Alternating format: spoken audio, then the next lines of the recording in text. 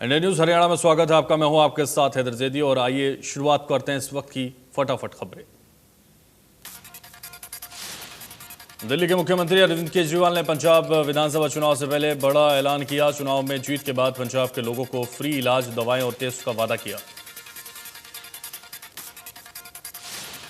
Press conference में Delhi CM ने यह भी कहा कि पार्टी पंजाब में जल्द अपने सीएम फेस्ट का ऐलान करेगी।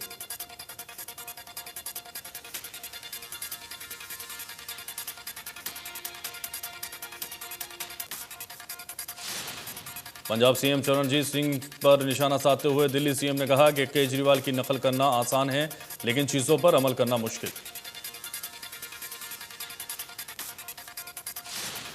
किसानों के धरने पर सुप्रीम कोर्ट ने केंद्र और राज्य सरकार को लगाई फटकार। सुप्रीम कोर्ट ने कहा, हाईवे और सड़क इस तरह जाम नहीं कर सकते। सुप्रीम कोर्ट ने कहा कि रोड जाम होने से हाईवे राजस्व बंद। अदालत ने कानून निर्धारित किया है, कानून लागू करने का काम सरकार का है। सुप्रीम कोर्ट ने कहा कि किसानों को पक्षकार बनाने की केंद्र को इजाजत। अब 4 अक्टूबर को अगली सुनवाई होगी।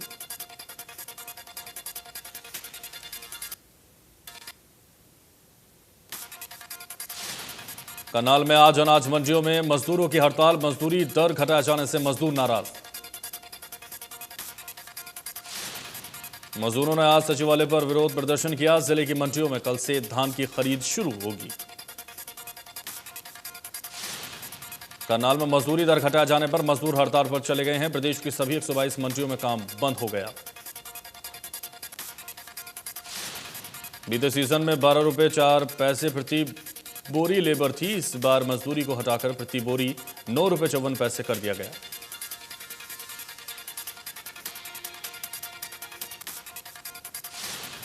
हरियाणा में भी 3 कृषि कानूनों के नाम पर किसानों का हुड़दंग। इंद्री में भाजपा के त्रिदेव कार्यक्रम का किसानों ने किया विरोध। प्रदर्शनकारियों ने बैरिकेड तोड़ते हुए आगे बढ़ने का प्रयास किया। पुलिस प्रशासन ने उन्हें रोकने की कोशिश की।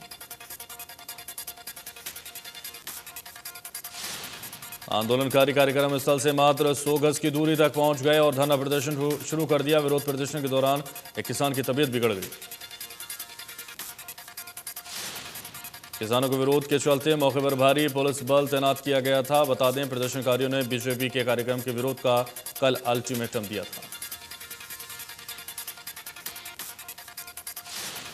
कैप्टन अमरिंदर सिंह और अमित शाह की मुलाकात पर मुख्यमंत्री मनोहर लाल ने कहा, अभी ये घटनाक्रम और चलेगा, देखिए।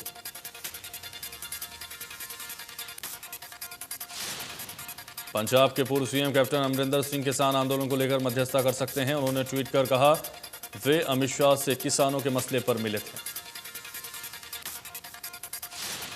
कैप्टन अमरिंदर सिंह की भूमिका पर किसान नेता राकेश टिकैत ने सवाल उठा दिए। उन्होंने कहा कि अब तक कोई भी हमारा समझौता सरकार के साथ नहीं करवा पाया है। राकेश टिकैत ने कहा कि कैप्टन अमरिंदर सिंह कौन से सरकार में शामिल हैं जो हमारा समझौता करवा देगा। राकेश टिकैत ने कहा कि अब तक हमारे पास 17 आदमी आ चुके हैं, लेकिन कोई हमारा समझौता नहीं करवा सका। एक बार जो आ जाता है वो दोबारा लौटकर नहीं आता है।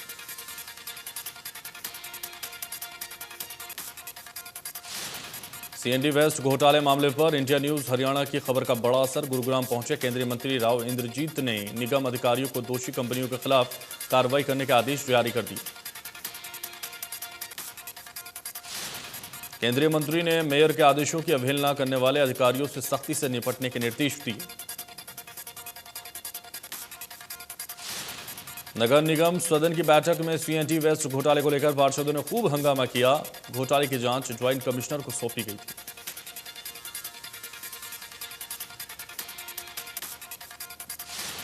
पंचकूला में हरियाणा के खेल मंत्री संदीप सिंह। पंचकूला में जिला कष्ट निवारण समिति की बैठक। हरियाणा विधानसभा के अध्यक्ष ज्ञानचंद गुप्ता, मेयर कुलभूषण गोयल, पूर्व विधायक लतिका शर्मा, उपायुक्त पंचकूला डीसीपी रहे मौजूद। जिला कष्ट निवारण समिति की बैठक में 10 पुराने और 14 नए मामलों को लिया गया। खेल मंत्री संदीप सिंह ने सभी मामलों में अधिकारियों को जल्द कार्रवाई करने के लिए आदेश जारी कर दिए।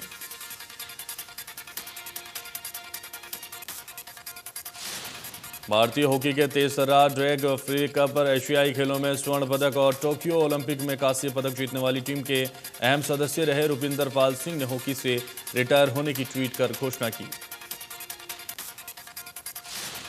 रुपिंदर ने अपने ट्वीट में लिखा, मैं भारतीय हॉकी टीम से रिटायर होने के फैसले के बारे में बताना चाहता हूं। बीते कुछ दिनों से मेरे जीवन के सबसे बेहतरीन पल रहे हैं। टोक्यो में अपनी टीम के खिलाड़ियों के साथ पोडियम पर खड़ा होना एक ऐसा यादगार लम्हा है जिसे भुलाया नहीं जा सकता।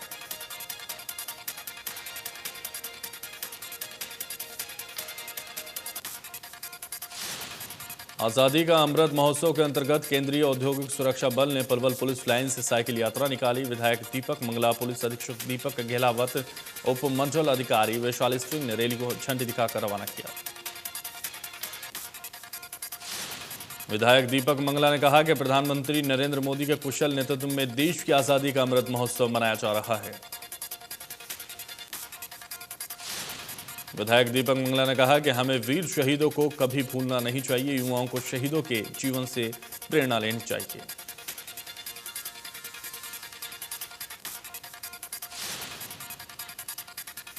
पानीपत में आज़ादी का अमृत महोत्सव के दौरान एसएसबी ने निकाली साइकिल यात्रा। गुरुवार को स्थानीय इकाई पिल्लौर में पहुंची, जहां स्थानीय लोगों ने उनका फूल मालाओं से स्वागत किया।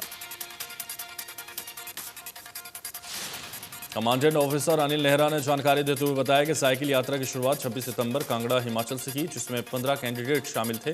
2 अक्टूबर को राष्ट्रपिता महात्मा गांधी की समाधि पर श्रद्धांजलि इसका समापन होगा।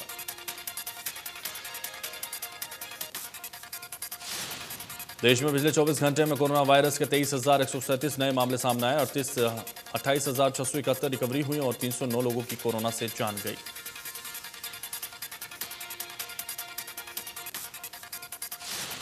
महाराष्ट्र में पिछले 24 घंटे में कोरोना के 3,187 नए केस सामने आए हैं। एक दिन में 49 मरीजों की मौत हो गई। महाराष्ट्र में अब भी 36,000 से ज्यादा केस एक्टिव।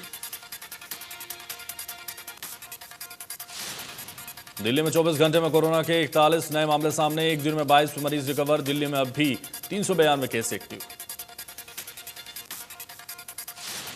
प्रदेश में कम हो रहा है कोरोना। पिछले 24 घंटे में कोरोना के 16 नए मामले सामने। एक दिन में 15 मरीज रिकवर हुए। प्रदेश में एक्टिव केस की संख्या 278। मुंबई के स्कूलों में आपको बता दें 4 अक्टूबर से फिर से खुलने जा रही है स्कूल, और स्कूल रीओपनिंग के पहले चरण में कक्षा 8 से 12 तक के लिए क्लासेस शुरू होंगी। बीएमसी ने आदेश जारी किए कि स्कूलों को कोविड-19 सुरक्षा प्रोटोकॉल का पालन करते हुए खोला जाएगा। वहीं जूनियर क्लासेस पर फैसला बाद में आएगा।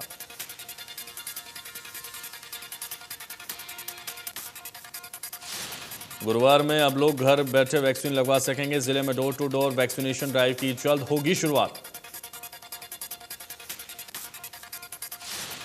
गुरुग्राम स्वास्थ्य विभाग ने नीति आयोग को लोगों के घर जाकर वैक्सीन देने का प्रपोजल दिया था। सीएमओ ने बताया कि हरियाणा सहित देश से जल्द door to door vaccination drive शुरू होगी। गुरुग्राम में 20 लाख लोगों को वैक्सीन पहली डोज और 10 लाख से ज्यादा लोगों को दूसरी डोज दी जा चुकी है। सीएमओ ने बताया कि डोर टू डोर अभियान के लिए एनजीओ की मदद भी ली जाएगी, जिनसे बुजुर्ग और जो लोग कैंप नहीं आ सकते उन्हें फायदा होगा।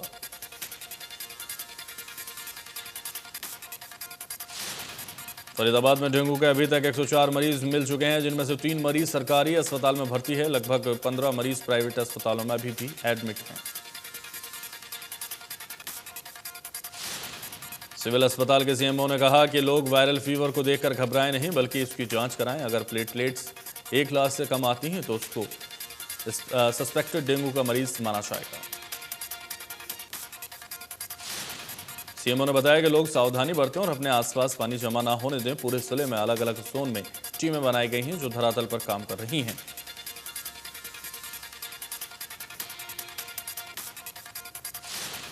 धर्मनगरी कुरुक्षेत्र में दबंगों के हौसले बुलंद। आमशन की बात छोड़िए, पुलिसकर्मियों के परिजन भी सुरक्षित नहीं हैं। दबंगों ने पुलिस सब इंस्पेक्टर के घर किया हमला। धर्मनगरी कुरुक्षेत्र में दबंगों के हौसले इस कदर बुलंद हैं कि उनके ना कानून का खौफ है, ना ही पुलिस का भय। गत 21 सितंबर को दबंगों ने डायल 112 गाड़ी को निशाना बनाकर गाड़ी तोड़ दी। और इंद्री के गांव चोरपुरा से एक महिला का अपहरण सामने आया है। पुलिस ने महिला के पति को शिकायत पर केस दर्ज कर जांच शुरू कर दी। जानकारी के अनुसार रजमीत कौर सुबह करीब 5 बजे अपने पति नवीन के साथ रोजाना की तरह पशुओं को घास डालने गई थी। पशुओं को घास खिलाने के बाद जब रजमीत गोबर से भरे तसले को बाड़े में फेंकने गई तो वे काफी देर तक नहीं लौटी। और दिल्ली जयपुर हाईवे स्थित खेड़की डोला टोल प्लाजा पर बुधवार सुबह पुलिसकर्मियों की मनमानी का मामला सामने आया। टोल प्रबंधन के अनुसार निजी गाड़ियों से पुलिसकर्मी पहुंचे। पुलिसकर्मियों से जब टोल टैक्स मांगा गया तो उन्होंने पुलिस को टोल में छूट होने की बात कहते हुए टोल देने से साफ इनकार कर दिया। टोल कर्मियों के अनुसार पुलिसकर्मी अपने आप को दिल्ली पुलिस के जवान बता रहे थे। टोल प्रबंधन का आरोप है कि टोल टैक्स दिए बिना उन्हें आगे नहीं जाने दिया गया तो पुलिसकर्मियों ने टोल प्लाजा पर हंगामा शुरू कर दिया। पुलिसकर्मियों ने अपनी 3 गाड़ियां टोल प्लाजा की 3 अलग अलग लेन में खड़ी करके लेन को ब्लॉक कर दिया और गाड़ी से उतरकर बाहर आकर टोल कर्मियों से जमकर बहस भी करनी शुरू कर दी। प्रबंधक विनीत सिंह ने बताया कि गाइडलाइन में पुलिसकर्मियों को निजी वाहनों में टोल टैक्स की छूट नहीं है। उन्होंने बताया कि टोल मांगने पर पुलिसकर्मियों ने टोल देने से मना कर दिया और हंगामा किया। इसकी सूचना उन्होंने 112 कंट्रोल रूम को दी।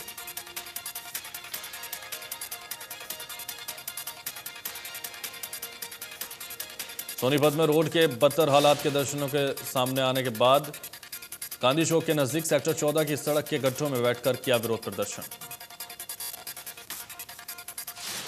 नानोल बिजली विभाग में कार्यरत जेई यूनियन में 9वें दिन भी एससी और एक्सियन में धरना जारी और सरकार विरोधी बिजली के नानोल एक्सियन के खिलाफ जमकर नारेबाजी। बुधवार को इस धरने से एचएसडीसी डिप्लोमा यूनियन के प्रदेश अध्यक्ष सुमित कुमार ने कर्मचारियों के समर्थन में धरना दिया।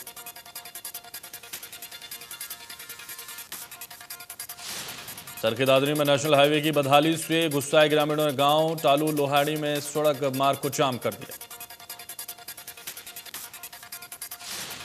2 दिन पहले इंडिया न्यूज हरियाणा भी नेशनल हाईवे की बदहाली की खबर को प्रमुखता से दिखा चुका है।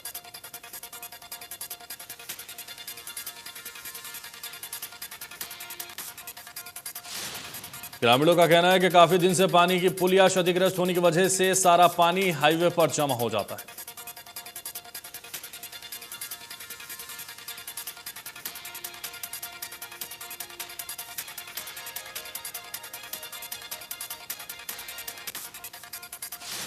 मौके पर पहुंचे थाना प्रभारी ने कहा कि संबंधित विभाग के अधिकारियों ने इसे ठीक करवाने का आश्वासन दिया है, तो जल्द ठीक करवा दिया जाएगा। रोहतक जिले में सितंबर माह में हुई बारिश से गांवों में बारिश के पानी के कारण हजारों एकड़ जल भराव है। बारिश ज्यादा होने से खेतों में 2 से 4 फीट तक पानी भरा हुआ है। किसानों की धान की फसल के साथ साथ अन्य फसलें भी खराब हो चुकी हैं, मगर किसान खेतों से बारिश पानी की निकासी नहीं होने से परेशान। सोनीपत में शिक्षा अधिकारी के कार्यालय पर सीएम फ्लाइंग ने छापेमारी की कार्रवाई की। इस दौरान हाजिरी रजिस्टर को चेक किया गया।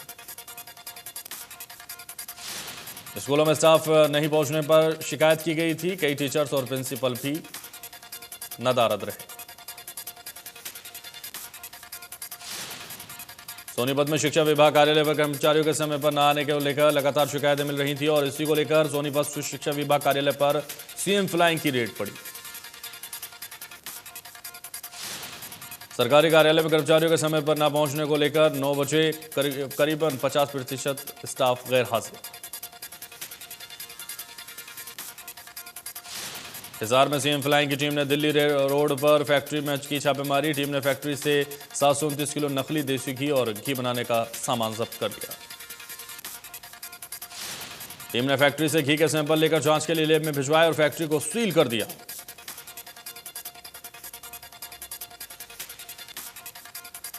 स्वास्थ्य विभाग की टीम ने घी के सैंपल लिए, साथ ही मौके से 2 घरेलू और 1 कमर्शियल सिलेंडर, 4 चूल्हे और 1 गैस भट्टी और 2 पैकिंग मशीन भी बरामद कर ली। भवानी में सीएम फ्लाइंग एक बार फिर एक्शन मोड में नजर आया। सीएम फ्लाइंग ने कई जिलों में एक साथ जिला शिक्षा अधिकारियों के कार्यालयों में दबिश डाली।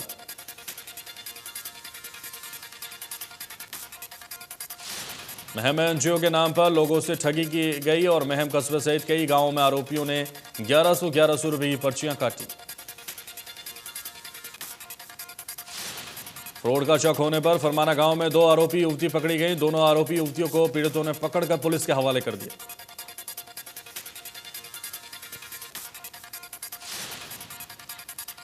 गुरुग्राम के नागरिक अस्पताल में इलाज के लिए आए मरीज के साथ नाइट ड्यूटी पर तैनात डॉक्टर स्टाफ ने मारपीट की।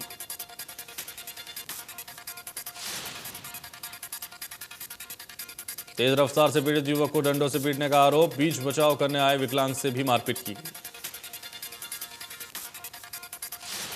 मरीज और परिजनों के शरीर पर दिखे डंडों के निशान। वहीं मीडिया का कैमरा देखकर पूरा स्टाफ फरार। पुलिस मामले की जांच में जुटी।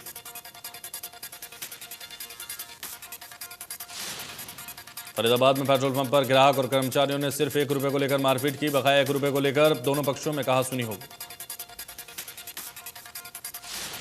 और इस दौरान दोनों पक्षों ने पुलिस को शिकायत दी। फिलहाल पुलिस पेट्रोल पंप पर लगे सीसीटीवी कैमरे को खंगालने में जुटी।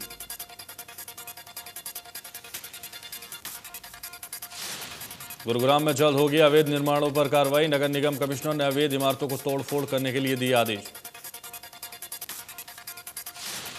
नगर निगम कमिश्नर का कहना है कि शहर भर में अवैध निर्माण पर जल्द शिकंजा कसा जाएगा। बिना एनओसी के नक्शे की अवैध इमारतें बनाई जा रही हैं। निगम कमिश्नर का कहना है कि शहर में 700 से ज्यादा अवैध निर्माणों की पहचान हो चुकी है। कृष्ण कॉलोनी, न्यू कॉलोनी और शिवपुरी मॉडल टाउन इलाके में अवैध निर्माण लगातार जारी। बल्लभगढ़ में हरियाणा के पुराने और अच्छे शहरों में फरीदाबाद के बल्लभगढ़ का भी नाम, लेकिन बल्लभगढ़ शहर की एंट्री पॉइंट पर भारी जाम देखने को मिलता है। लोगों का कहना है कि कहीं पर भी इनको ऑटो ब्रेक मार देता है और कहीं भी सड़क पर अपनी सवारियां बैठाने के लिए ये ऑटो खड़े हो जाते हैं।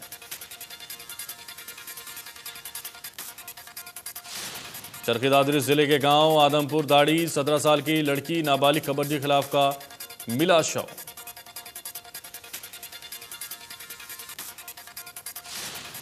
परिजनों ने पुलिस पर आरोप लगाया। पुलिस इस केस को लेकर कार्रवाई नहीं कर रही थी। 27 तारीख से लापता थी लड़की।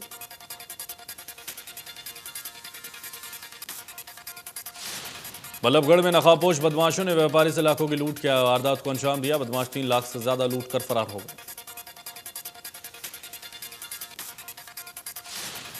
सोनीपत में एक ही परिवार के सदस्यों की मौत का मामला सामने आया। महावीर कॉलोनी में एक परिवार के 3 सदस्यों की मौत हो गई। पुलिस से मिली जानकारी के मुताबिक घर की बहू ने एक दिन पहले पुलिस स्टेशन में उत्पीड़न करने की शिकायत दी थी। पुलिस ने शिकायत के आधार पर जांच शुरू कर दी। कोसली विधानसभा के जुटी गांव के शहीद धर्मपाल राज के कन्या वरिष्ठ माध्यमिक विद्यालय स्कूल के सभी कमरों को ट्रेन के डब्बों वाली आकृति पेंट करवाई दी गई। स्कूल में 7 डिब्बों वाली इस ट्रेन में प्रतिदिन 207 छात्र छात्राएं शिक्षण ग्रहण कर रहे हैं। स्कूल में digital library, RO plant, solar system लगाए गए। प्रधानमंत्री नरेंद्र मोदी राजस्थान को आज नए मेडिकल कॉलेज की सौगात दे चुके हैं। पीएम ने central institute of petrochemicals technology का उद्घाटन किया। पीएम राजस्थान में 4 नए मेडिकल कॉलेजों की आधारशिला भी रखी। पीएम के साथ राजस्थान के सीएम अशोक गहलोत और केंद्रीय मंत्री मनसुख मंडाविया भी मौजूद रहे।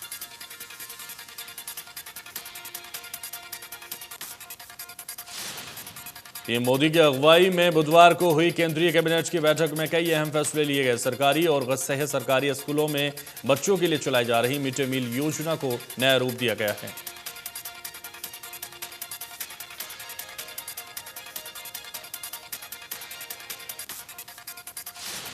मिड डे मील योजना को अब प्रधानमंत्री पोषण योजना के रूप में जाना जाएगा। केंद्र सरकार अगले 5 सालों में इस योजना पर 1,31,000 करोड़ रुपए खर्च करेगी। केंद्रीय कैबिनेट ने प्रधानमंत्री पोषण योजना को मंजूरी दी। सरकार का कहना कि इस योजना के अंतर्गत करीब 11 करोड़ 80 लाख बच्चों को सीधा लाभ मिलेगा। केंद्र की ये योजना साल 2021-22 से 2025-26 तक लागू रहेगी, जिसके तहत 8वीं क्लास तक बच्चों को दोपहर का भोजन दिया जाएगा। सरकारी तेल कंपनियों की ओर से आज फिर पेट्रोल डीजल के दामों में बढ़ोतरी हुई। डीजल के दाम में 30 से 31 पैसे की बढ़ोतरी हुई और पेट्रोल के दाम 24 से 25 पैसे तक बढ़े हैं। दिल्ली में पेट्रोल के दाम 101 रुपये और 64 पैसे, जबकि डीजल का दाम 89 रुपये 87 पैसे पहुंच चुका है। मुंबई में पेट्रोल की कीमत 107 के पार तो डीजल की कीमत 98 के आसपास। कोलकाता में पेट्रोल का दाम 102 के पार और जबकि डीजल का दाम 92 के भी पार है। और वहीं चेन्नई में भी पेट्रोल 99 रुपये तो डीजल 95 के आसपास पहुंच चुका है। आईपीएल में बुधवार को रॉयल चैलेंजर्स बेंगलुरु ने राजस्थान रॉयल्स को 7 विकेट से हरा दिया। आरसीबी की टीम ने जीत दर्ज करके प्लेऑफ में नाम किया। आरसीबी के 11 मैचों में 14 अंक हो गए हैं और वो अंक तालिका में तीसरे स्थान पर पहुंच गई है। वहीं राजस्थान रॉयल्स की राह अब मुश्किल हो चुकी है।